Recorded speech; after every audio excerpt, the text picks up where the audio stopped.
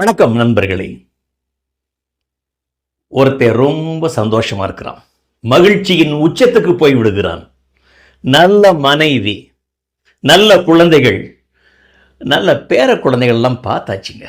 சந்தோஷம், அவங்களோட விளையாண்டுக்கிட்டு இருக்கிறோம்.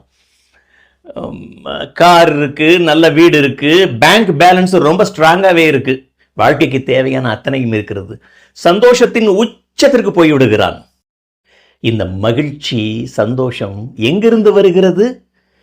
மனசிலிருந்து வருகிறது, மனப்பான்மையிலிருந்து வருகிறது.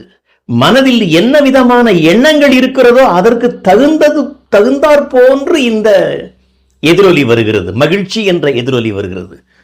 சரி, இன்னொருத்தன் இருக்கிறான், பகவானே என்னைய ஏயா இந்த பாடு படுத்துற, நான் எவ்வளவு கஷ்டத்துல இருக்கிறேன், துன்பத்துக்கு மேல துன்பம், அடிக்கு மேல அடி, எவ்வளவு கஷ்டத்தை தான் நான் தாங்குவேன்.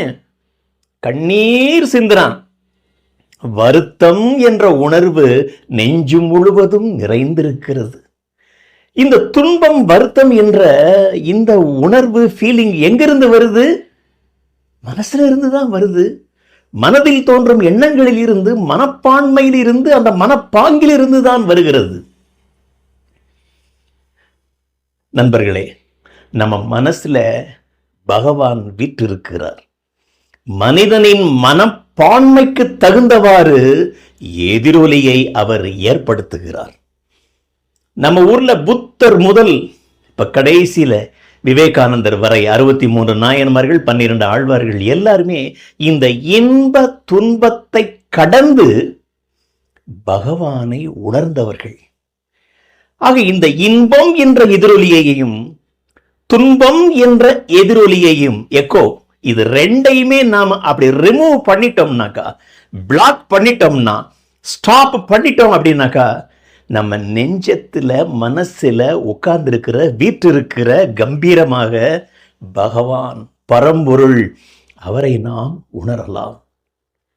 சொல்லிறந்த சுகரூப பெம்மானை அல்லும் பகலும் அணைவேனோ பைங்கிளியே. அந்த சொல்லிறந்த சொற்களுக்கெல்லாம் அப்பாற்பட்ட அந்த பெம்மானை, பகவானை எந்த நேரமும் 24 hours அல்லும் பகலும் நான் நினைத்து கொண்டே இருக்க வேண்டும். பகவானே, அதுக்கு எனக்கு ஒரு வாய்ப்பு கொடுன்னு தாய்மானவர் கேட்கிறாரு. இன்ப துன்பங்களை கடந்து பரம்பொருளை நாம் உணர்வோமாக. கொஞ்சம் டஃப்பான கான்செப்ட் தான் சுவாமி சித்பவானந்தர் சொல்றாரு, தாய்மானவரும் சொல்றாரு. ட்ரை பண்ணுவோமே, ப்ளீஸ் ட்ரை. வணக்கம்.